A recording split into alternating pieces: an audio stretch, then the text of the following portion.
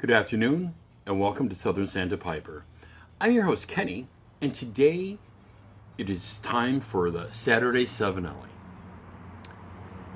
This particular pipe is a Savinelli that I picked up on, as I like to call it, Fleabay. It is a beautiful, nice sandblast.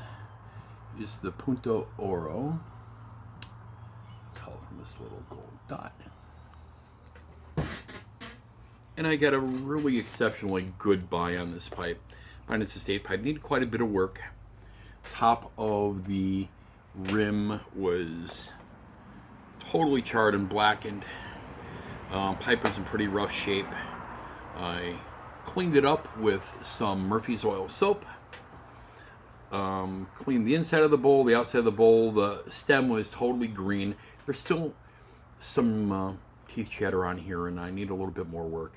But I always do my pipes in stages when I do a restore, and we'll get into that a little deeper. I'm smoking today, a new to me. I've been getting tobacco deliveries for the last week, and I try to support, even in my own community, local businesses, local restaurants, local farms. I live out in the middle of horse country, north central Florida. We've got lots of horse farms, lots of produce farms, lots of beef, lots of American Wagyu beef, a lot of Black Angus all around us. So we try to buy our meat and our produce all locally. And I try to do the same thing with tobaccos. I try to support more of your mom and pops whenever possible. That's why I love going to places like Boswell or Country Squire. Well, I recently came across a member of multiple pipe groups and pipe forums on Facebook. And if I'm mispronouncing his name, I apologize, and I will ask him for pronunciation if it's wrong. But it is Tim Weins and Weins Blending. This particular, I got several tobaccos from him. And the one that I'm trying today is one of his aromatic blends. And the primary reason I'm smoking it on my Savinelli, on Savinelli Saturday, is because this particular tobacco sounds a lot like what my wife's grandfather enjoyed smoking. It is a full-flavored blend with fire-cured Cavendish, added with a mild cherry and vanilla flavors for a semi-sweet, slow-burning smoke. So, an original Tewksbury and Company blend. So, we will see. We will see what my impressions of this. I don't smoke a lot of cherries.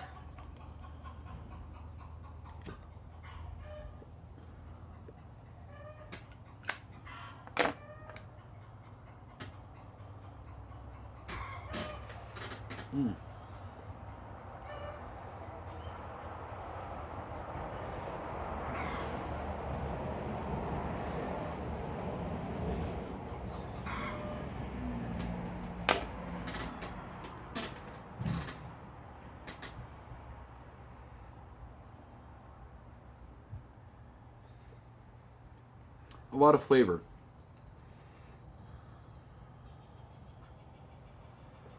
I'm generally not much of a straight cherry fan. It's overwhelming to me.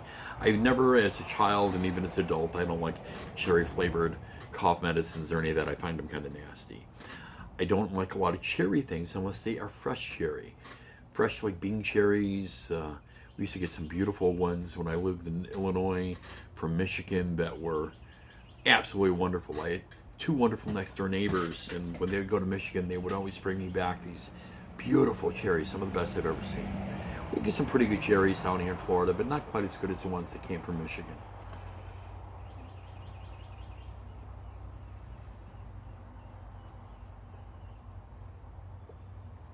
Maraschino cherries, no, I'm not a fan. Not a fan of most cherry desserts, most cherry pies. If my wife was to make one, I probably would, because everything would be fresh. It'd be homemade, and she makes wonderful berry pies. And it would be just the right amount of sweetness and like a fresh fruit where I'm tasting real cherry, not that kind of artificial fake cherry. I don't like the taste of anything artificial.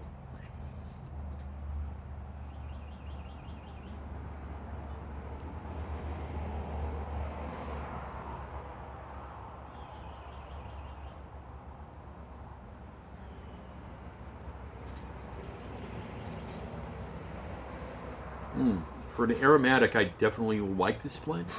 I will be ordering more from Tim.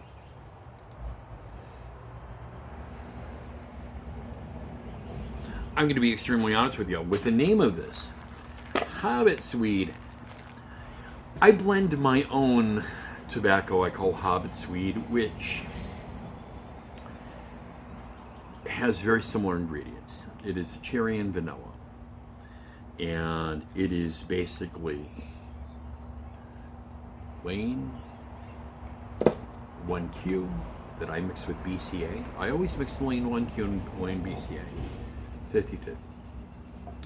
And I take that and I mix it sometimes with like a Wein Berry Cherry or another cherry blend.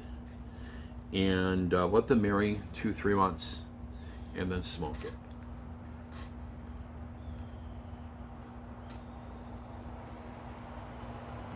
I was extremely concerned that this tobacco, that's all this would be.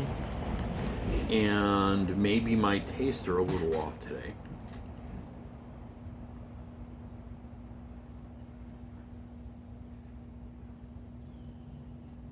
But I taste more. I taste more of the tobaccos. I taste some of the Virginias in here very well. The Cavendish is very nice. The cherry is not overwhelming. Lean, very cherry. It's a very, very, very, very, very strong cherry flavor. That's why I think mellowed out with a vanilla or something like a BCA or Lane 1Q generally does it very well.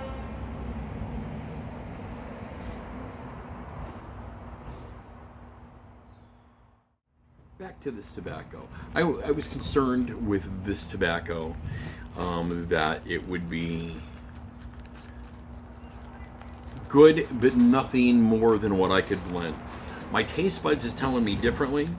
I'm usually not just a fan of the Wein Berry Cherry, which is by itself has always been too much for me, and most of the other cherry blends, so that's the reason I started blending them.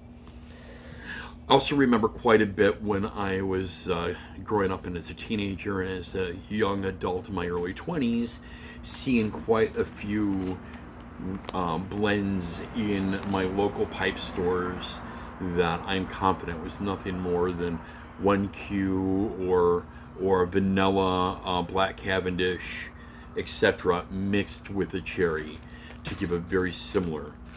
These are similar to all of those. I'm not going to tell you this is sublime and a lot different. I don't do that. This tobacco is not given to me. I paid for this tobacco. I bought several things of tobacco from this particular gentleman. Looks like I am short maybe one of them. He sent me a note. I got a few others I'll share. One's called Gandalf's Blend. This particular one's fire-cured Cavendish tobaccos with sweet Virginias. This is another aromatic. This blend has tones of black tea with orange and vanilla. I've never had anything with orange and vanilla, which is kind of dreamsicle-like. I don't know if I'm going to like it. If I'm not, this is going to be great for a friend or maybe a future giveaway. Let's see what else we got here. This is the one I was a little excited about. Frodo's Delight. Frodo's Delight. And this particular one is a toasted Cavendish with Latakia together with some burley. Unusual, not very common. Sweet Virginias and some aged Virginias for an outstanding English tone. I haven't sniffed it yet.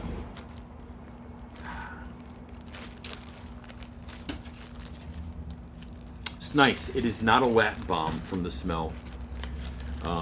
We will get into this on another video.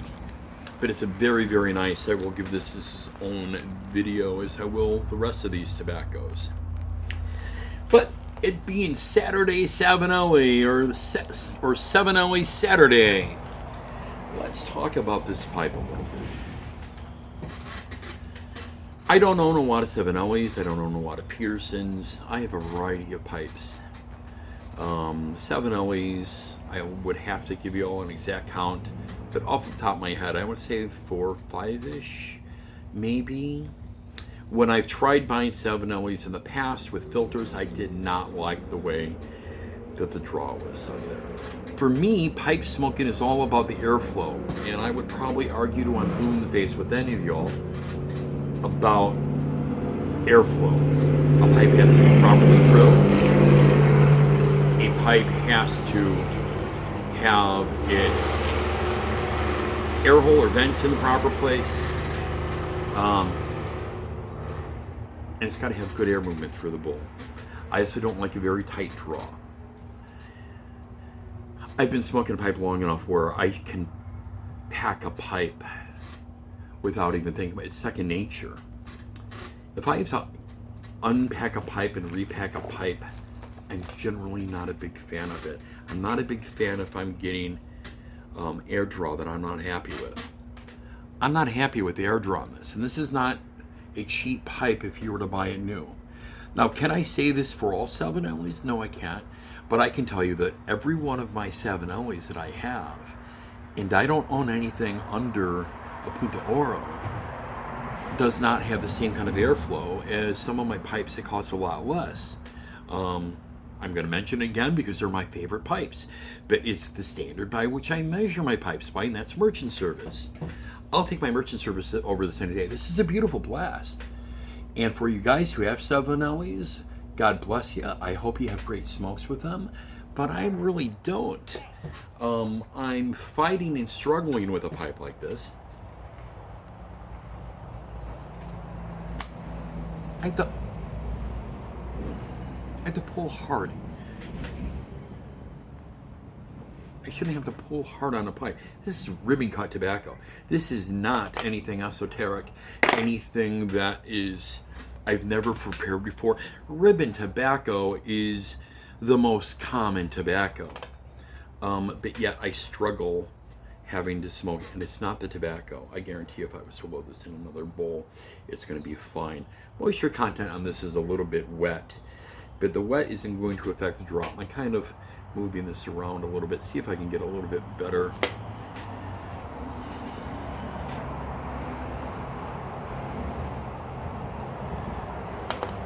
And sometimes stuff just doesn't work out, so we are going to dump this, and I'm going to do this in front of you guys. See if we can get it to smoke better. I'm going to dump what was left in my catch-all. I am going to take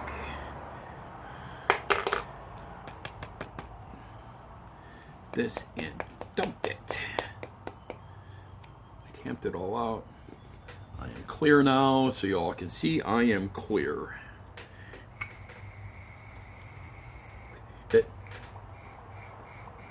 Can you guys hear that? That is unacceptable to me. This is a pipe, this is one of the largest pipe makers in the world. Okay, with a huge plant in Italy, their pipes should be consistently good. And if I'm coming off as not very nice right now, well, I'm telling you how I see it. I am probably the most candid and guy you're going to meet. What you see is what you get. And I'm going to tell you what, I think this pipe is gorgeous. It is drop dead beautiful. I don't want to sell it because I'm so in love with this pipe, the way it looks. I mean, it is simply stunning. But I don't know if I can keep a pipe in my collection just because it looks nice. So in a pipe like this, I will talk to a few friends and talk about maybe having it re-drilled, see what their opinions are, maybe talk to some of the guys on the pipe groups on what their opinions are who do regular repairs, someone with more knowledge than I do. I'll probably talk to my buddy Craig over at Merchant Service and get his opinion. But I think bare minimum, this pipe's going to have to be re-drilled, maybe the stem redone. I'm thinking about just having a new stem altogether redone. I think that the bendiness is, I don't know. I just don't think that they took the time to really care on a pipe that probably brand new went for $200 or so. And I have bought Swedish pipes for $30 on eBay that smoke better than this thing. So sometimes we're going to get this. I'm going to go on here and I'm going to try a pipe for you guys, and we are going to get not a very happy Ken.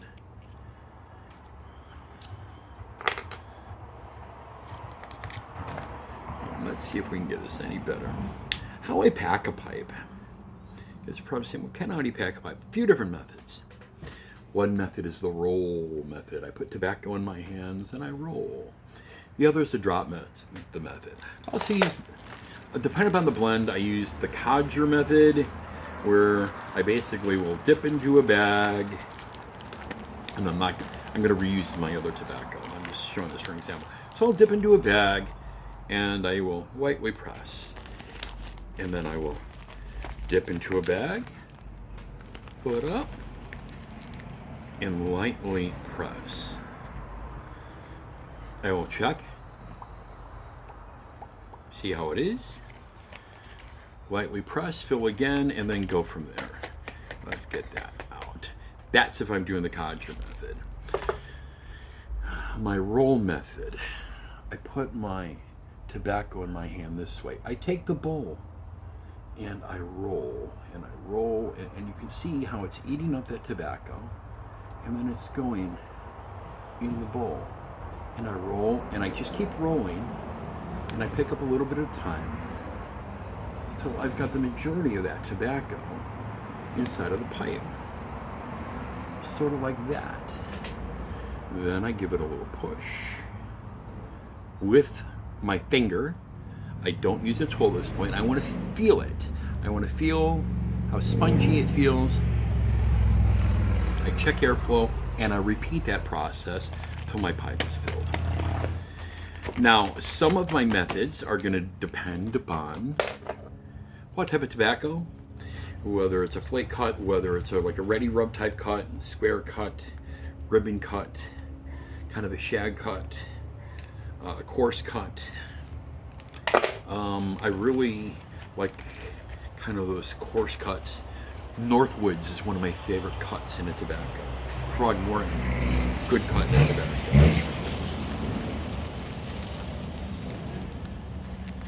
Okay, let's see if we can get this to smoke at least acceptable. So I can give you a little bit more of my opinion on this tobacco.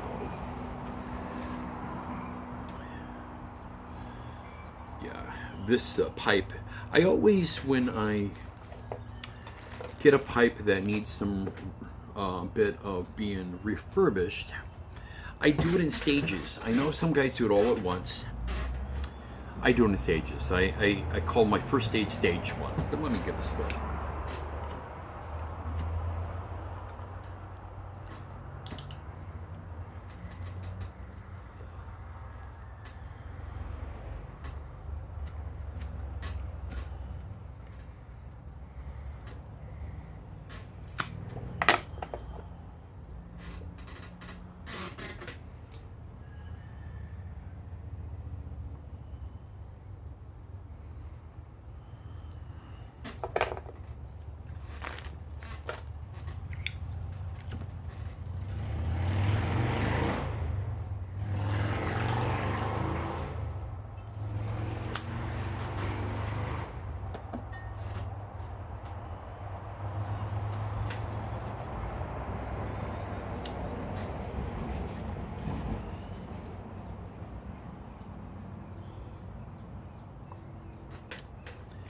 Yep, not a huge fan of the draw of this pipe. I've smoked this pipe a few times since I've had it.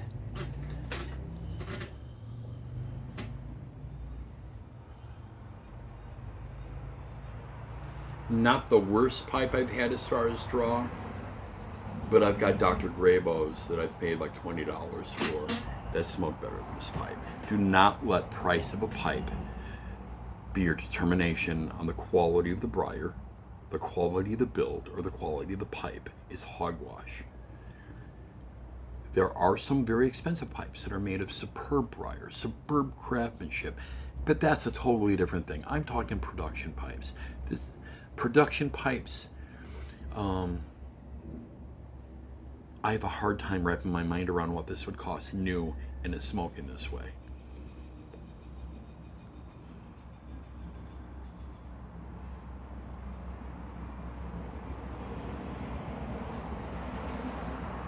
Tobacco, good tobacco.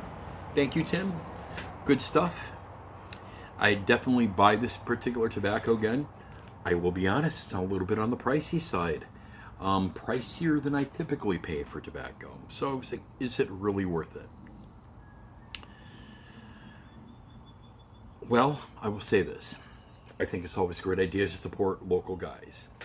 I think it's important to support those in our pipe community, whether they are people like myself who are creators, whether they are people who are blenders, whether they are pipe makers, whether they're smaller companies that are starting out. I think as pipe smokers, we want to encourage those in our community to keep doing what they're doing because we want this community to grow. We don't want this to become a lost art form. We don't want this to become nobody knows how to blend anymore. No one knows how to make a good pipe. Nobody knows how to smoke a pipe. If these traditions are to continue, these traditions must continue to go on, and they must be taught to others and to younger generations. So this is why I try to support. Is this tobacco better than anything I've ever got? No. I have bought lots of tobacco that would fit this niche. But will I buy this again from Tim? Yes, I will, because it's a good tobacco. And again, I want to support local and small business. I think it's really important for our economy. I think it's important for just making the choices of supporting the businesses that are good for us. And sometimes I don't feel big, giant tobacco companies are the best for us, even though you generally will get good, consistent tobaccos from them. That is all I got for you guys today. I'm real casual today. I'm in a gray shirt. Was a little bit more dressed up when I was running errands earlier. Had my suspenders on. Nice dress shirt, but it's a warm day here in north central Florida. You probably see a little bit of sweat on my forehead. Setting out on my lanai, smoking some pipes. I've got this still out here. I can smoke this thing every day. Trying a few different tobaccos today. Trying to stay out of my wife's hair. We had some of our customers come by earlier today, and that was always nice to get them to come visit their puppies. Always nice seeing people meet their Boston Terrier puppies for the first time. So we usually allow visits at 4 weeks that the families who are getting their dogs can come bring a family member and hold their puppy. And so it's always nice. We always keep our weekends free for that. And as you can tell, it's a big smile on my face seeing how happy people are holding their dogs. But that's it for me. If you like Southern Santa Piper, please give me a like, give me a thumbs up, hit that notification, subscribe if you're liking the content. And I will be talking to you guys again and gals again soon. Thank you all, and God bless.